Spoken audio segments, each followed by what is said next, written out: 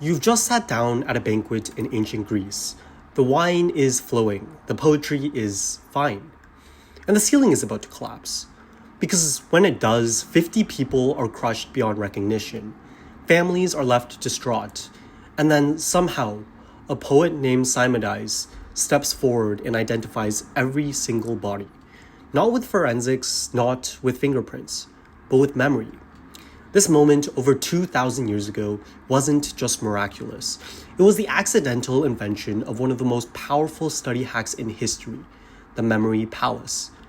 So, what exactly happened that night? Why did it lead to Roman senators giving 2-hour speeches without notes, medieval monks memorizing entire libraries, and why is it still the single most underrated study tool you've never used?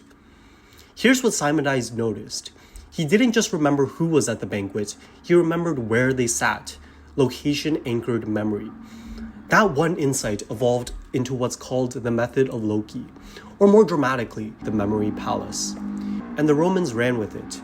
Roman senators would stand in the forum and give 2-hour speeches, word for word, with 0 notes. How? They weren't superhuman, they were walking invisible palaces in their heads. Imagine debating tax reform while also trying to remember where you parked your chariot. That's basically what they did. The Romans eventually fell, but the trick didn't. In the Middle Ages, books were rare, expensive, and sometimes literally chained to desks, so monks became human libraries. And they weren't just flexing. For a medieval scholar, a memory palace wasn't a neat trick. It was survival. If you couldn't carry knowledge in your head, you didn't have it at all. Fast forward 1,000 years and you, sitting in a fluorescent lit classroom, drowning in vocab lists and essay outlines, are basically fighting the same battle. Here's the step-by-step. Step 1, pick your place. A bedroom, your walk to school, even the route to Starbucks. If you're a gamer, build it in Minecraft. If you're a procrastinator, use the hallway while you pace. Step 2, make checkpoints. Choose 5 to 10 objects you always notice.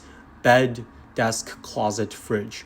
Always walk through them in the same order. Step 3, go ridiculous. The weirder the image, the stickier the memory. Biology, picture a mitochondria as a power plant buzzing on your desk. History, the Treaty of Versailles as a giant Versace bag lumped on your couch. Step 4, walk it. Just like monks strolling through their mental cathedrals, you walk through yours, and every object cues recalls. Cues recall. Step 5, expand. When your room fills up, move to your school hallway for a timeline of wars. Use your bus ride for vocab. Use your favorite coffee shop for math formulas. Eventually, you'll have an entire memory city. And yes, you can also make a memory palace of your palaces, which is either genius or a sign you've gone too far. Think about cramming. You read the same notes 10 times, hoping something sticks. But your brain hates dry repetition. That's like trying to eat plain rice cakes for dinner. It technically works, but you'll be miserable and forgetful. The memory palace is rice cakes with caviar on top. It makes your brain pay attention, because vivid images plus familiar places equals survival mode for your neurons. So why does this hack work so well?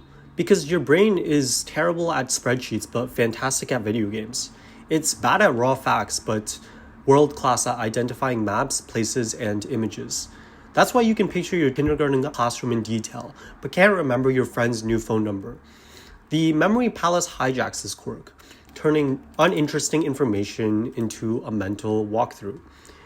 And studies back this up. Medical students, law students, even pro-memory competitors all perform better using the Method of Loci than without it. So, from a collapsing roof in ancient Greece, to senators, to monks, to memory athletes, and now to you, the memory palace has outlived empires because it works. Which raises the real questions. If monks could memorize entire libraries, and Simonides could identify 50 crushed dinner guests, why can't you remember the vocab list your teacher gave you yesterday?